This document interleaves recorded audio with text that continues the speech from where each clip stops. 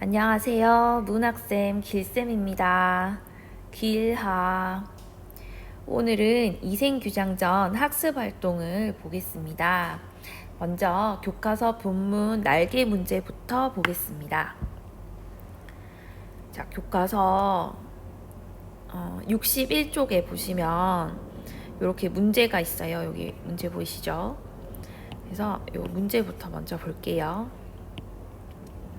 먼저 죽은 최 씨가 살아남은 이생을 찾아온 까닭은 무엇일까? 요 내용은 뒤쪽에 보시면 당신이 아직도 옛 맹세를 잊지 않으셨다면 저는 끝까지 잘해보고 싶어요 라는 부분이 나옵니다. 그래서 이생과 다시 만나서 계속 행복하게 지내기 위해서 돌아왔다고 볼 수 있습니다.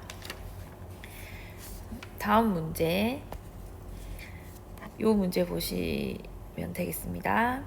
63쪽, 이 노래는 어떤 역할을 하는지 생각해보자. 자, 요 시를 한번 같이 보도록 하겠습니다. 이 시는 저승길로 최랑이 다시 돌아가면서 옹루춘에 맞추어 노래를 불렀다 하고 나오는 시인데요.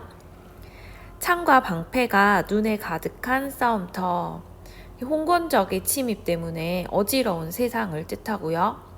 옥이 부서지고 꽃도 흩날리고 원앙도 짝을 잃네. 그래서 죽음을 맞은 최 씨의 상황을 이야기한다고 볼 수 있겠습니다. 여기저기 흩어진 해골을 그 누가 묻어주랴.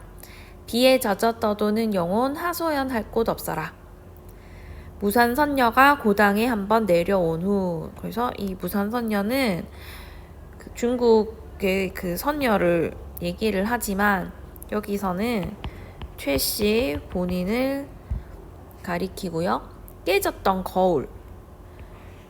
거울이 다시 갈라지니, 그래서 이 최 씨와 이생의 이별을 의미합니다.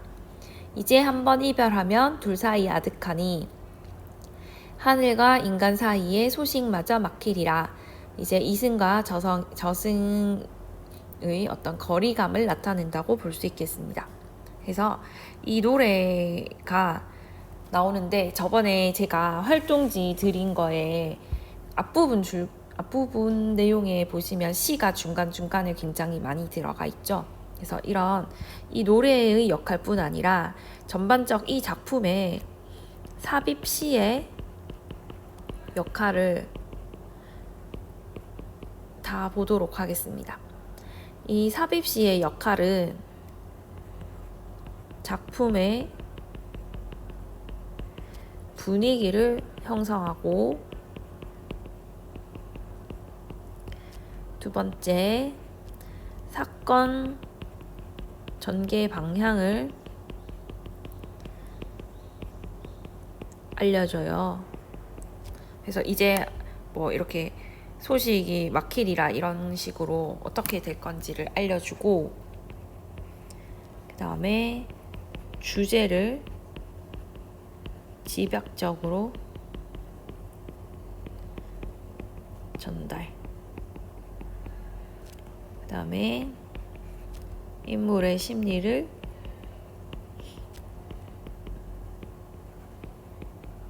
비유적, 함축적으로 표현한다. 그래서 뭐 만났을 때의 기쁨이라거나 최 씨의 이런 애달픈 심리라거나 뭐 이런 것들이 잘 표현이 되어 있습니다. 그래서 이렇게 이생규장전의 어떤 또 하나의 특징이라고 볼 수 있겠습니다. 자, 이렇게 해서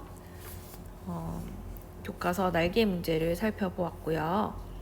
이제 학습 활동을 보도록 하겠습니다. 이생규장전을 감상하고 다음 활동을 해보자. 그래서 줄거리인데요. 이 줄거리는 이제 이미 여러분이 아주 잘 요약을 했었죠. 교과서 65쪽에 있는 이 부분은 교과서에 실린 부분만을 요약을 하고 있습니다. 홍건적에 의해 최 씨가 죽었고 그 다음에 나오는 장면은 다시 만난다, 그죠? 이생과 최 씨가 다시 만남. 그리고 수년간 같이 지내다가 최 씨가 저승으로 떠나요. 이생은 최 씨를 잊지 못하다가 죽습니다. 자, 요런 주요 사건인데 이 작품에 나타난 비현실적인 내용이나 상황을 말해보자 라고 했어요. 비현실적인 내용은 일단 죽은 최 씨가 다시 나타나죠. 죽은 최 씨가 다시 이승에 나타난다. 그리고 죽은 죽은 최 씨인데 살아있는 이생과 행복한 시간을 보낸다.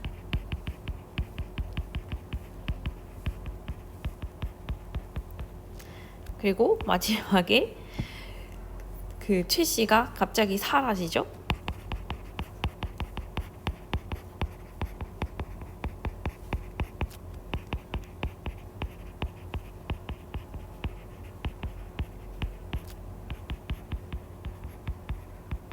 자, 요런 부분들이 비현실적인 내용인데요.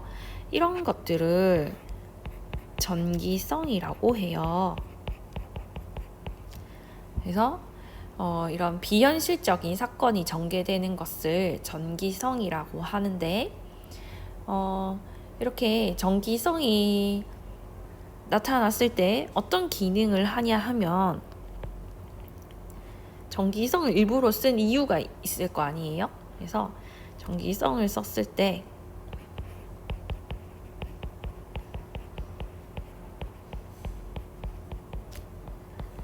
작품 분위기가 환상적이게 되고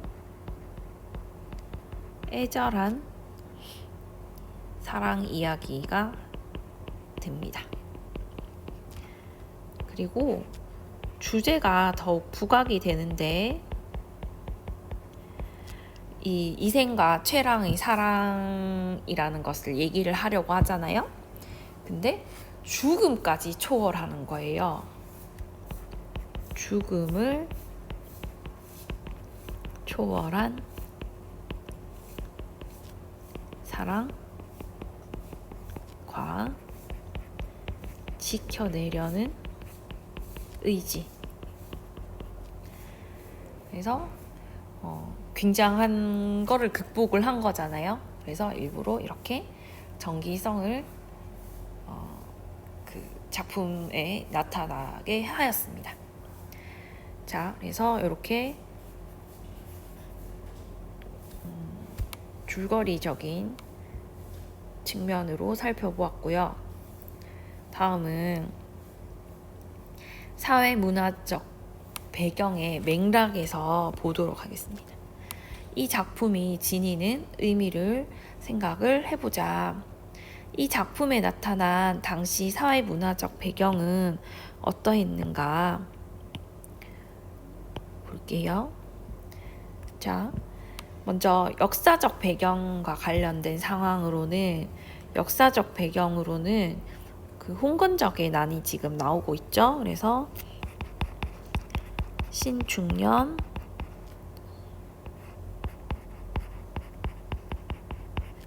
홍건적의 난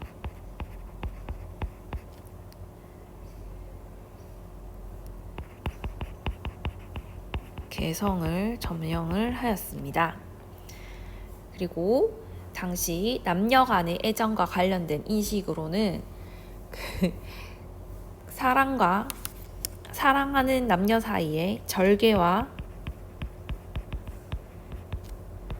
믿음을 중요하게 생각했다. 그래서 그 홍건적이 최랑을 이렇게 어떻게 하려고 할 때 최랑이 차라리 죽여라 이렇게 얘기를 하죠. 뭐 지금은 뭐 그렇게까지는 하지 않는다. 잘 유교적인 그런 생각이죠. 그리고 당시 여성상과 관련된 가치관은 여성은 집 밖의 일은 잘 모르고 부녀자의 법도만 알고 뭐 수놓기, 바느질 정도만 했어요. 자, 이런 사회 문화적 상황에서 이 소설 속에 최 씨의 성격을 한번 보자는 거예요. 최 씨의 성격을 여러분한테 한번 물어봤었는데요. 다양한 답변이 나왔는데 한번 볼까요? 같이. 자, 한 땡땡 학생 보니까요. 이생은 채랑을 사랑함에도 아버지 말을 어기지 못하는 것으로 봐서 뭐 소극적인 것 같다. 하지만 부모님께 청을 올려서 사랑을 이루어낸 채랑의 모습은 능동적이고 적극적인 것 같다. 이렇게 적었어요. 그래서 대체로 다 비슷해요. 이생은 좀 소심하고 채랑은 좀 당당한 것 같다. 박땡땡 학생도 보시면 채랑은 되게 당찬 성격인 것 같다. 정땡땡 학생도 보시면 이생은 좀 소극적인 것 같은데 최 씨는 적극적이다. 박땡땡 학생 역시 보시면 이게 되게 많은 해석을 해놨네요. 이생은 좀 아버지 말에 대꾸하지 못하고 떠난 것으로 봤을 때 엄격한 유교 사회인 것 같고 또 소극적인 성격도 드러나는 것 같고 그런데 최랑 같은 경우에는 좀 진보적인 것 같고 또 이생과 좀 다른 것 같고 홍건적인 안에서도 맞서는 모습이 당당하고 능동적으로 사고하는 여인인 것 같다. 이렇게 대체적으로 최랑은 적극적인 성격이라고 여러분이 다 찾으셨어요. 아주 잘 찾았죠. 그래서 여기에 최 씨의 성격을 알아보자라고 했는데 최 씨의 이 성격은 적극적으로 행동하는 인물로 볼 수가 있겠죠. 자, 이게 첫 번째 문제고 두 번째 문제는 그렇다면 1에서 아까 정리했던 사회 문화적 상황에서 이러한 성격이 갖는 의. 그러니까 현대 사회에서 적극적인 거랑 그 시절에 이 적극적인 성격이랑 조금 다른 거예요. 더 적극적이기 힘든 상황이었잖아요. 그래서 이 의의를 적어보면 당시에 굉장히 막 여자는 이래야 된다 뭐 이런 것들이 있었는데 또 홍건적이라는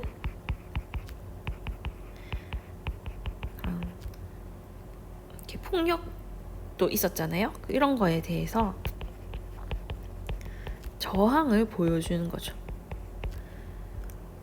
그리고 이런 그 당대 사회 문화적 상황에 그냥 이렇게 다 따르는 성격이 아니잖아요, 최 씨가. 그래서 죽음조차 저항한 거죠. 죽음에조차 저항한 거죠. 그래서 죽음을 초월한 사랑을 강조하고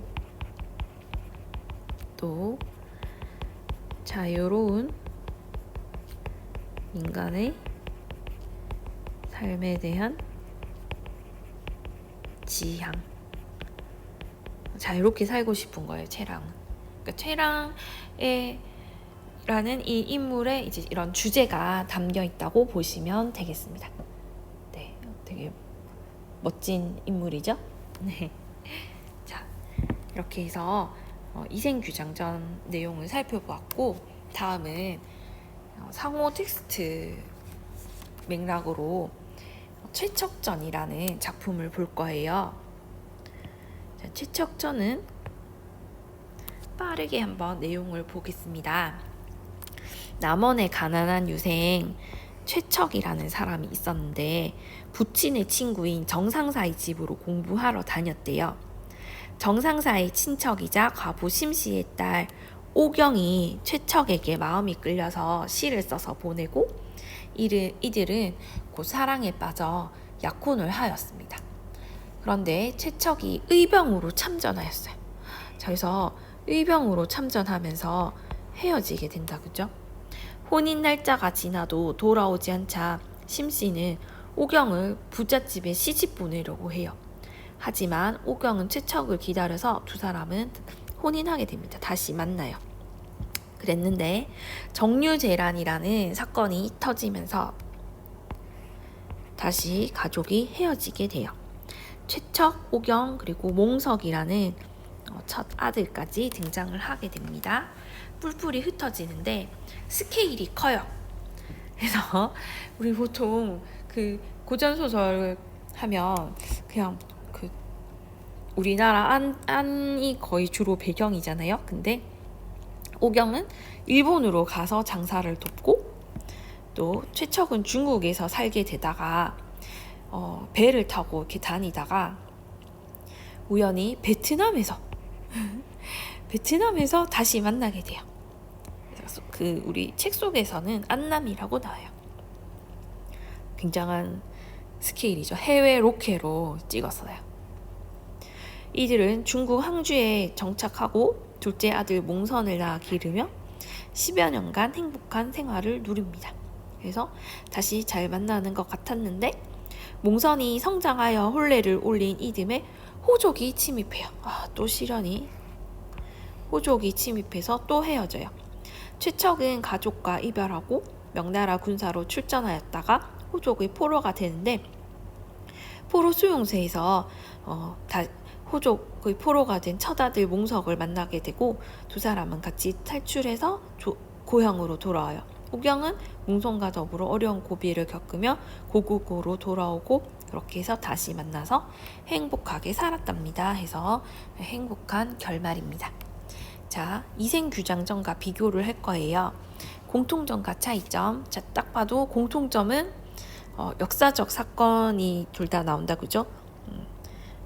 공통점은 역사적 사건을 배경으로 한다는 것이고 만남과 그 이별을 반복한다는 점이 공통점이에요. 반대로 쓸 걸 그랬나? 그건 별로 중요한 건 아니에요. 순서는 이별부터 나온 게 만나서야 이별하는데 그렇네요. 자, 그 다음에 차이점은 이생규장전은 이승과 저승의 질서에 따라 결국 헤어지죠. 그래서 결국 헤어지는 결말이지만 최척전에서는 행복한 결말을 맞이한다는 점이 차이점입니다.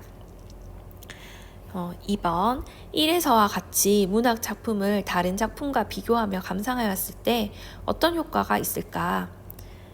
당연히 더 깊이 있는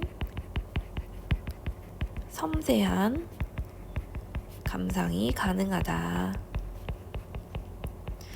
그리고 다양한 텍스트를 이렇게 보게 되면 감상의 범위도 확장이 됩니다. 그래서 다른 작품과 비교하면서 읽는 거 굉장히 좋습니다. 그리고 수능에서도 항상 엮여서 다른 텍스트와 엮여서 문제가 나오는 경우가 많기 때문에 같이 공부를 해주면 좋습니다. 자, 다음은 다시 그 이생규장전 앞으로 돌아가서 주제와 중요한 내용을 메모를 하도록 하겠습니다. 자, 이생규장전 갈래는 전기소설 그리고 한문소설입니다. 한문으로 쓴 소설이고요. 그리고 주제는 죽음을 초월한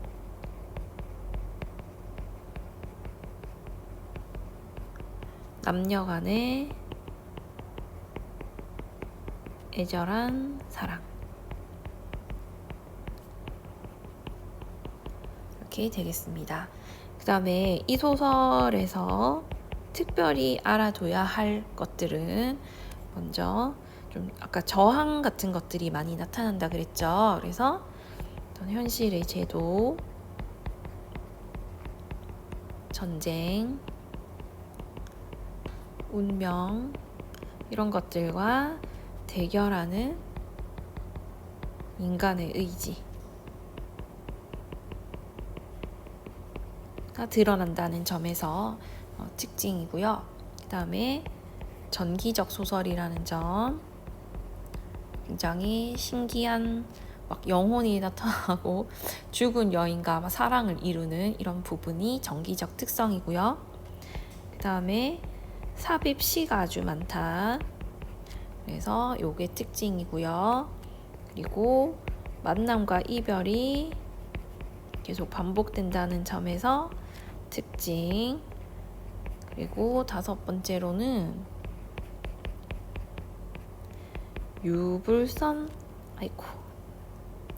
유불선 사상이 같이 나타난다는 점이 특징입니다. 유불선 사상이 무엇이냐? 유불선 사상은 유는 유교, 불은 불교, 선은 도교입니다. 신선 뭐 그런 거 있잖아요. 그래서 유교는 아까 그 유교 사상의 사상들이 있었잖아요. 뭐 여자는 어떻게 해야 되고 뭐 부모님 꼭 허락을 받아야 결혼할 수 있고 이런 게 있었는데 거기에 맞서는 이런 자유연애나 이런 것들이 나타나 있고요.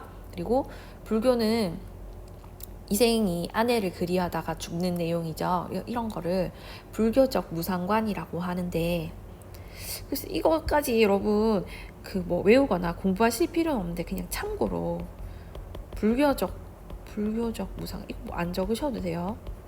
그냥 설명드리는 건데, 불교적 무상관이라고 해서 무상이 어떤 영원하지 않은 것, 좀 덧없다라는 뜻이거든요. 모든 생명은 다 변하고 다 죽는다 뭐 이런 얘기예요. 그리고 도교는 이제 최랑이 죽었지만 다시 돌아오는 그런 부분, 신비한 부분이 도교라고 보시면 되겠습니다. 자, 이렇게 해서 이생규장전 학습 활동을 살펴보았습니다. 여러분 수고하셨고요. 네, 이번 시간 수업 마치도록 하겠습니다. 뒤에 있는 활동 해주시면 되겠습니다. 길바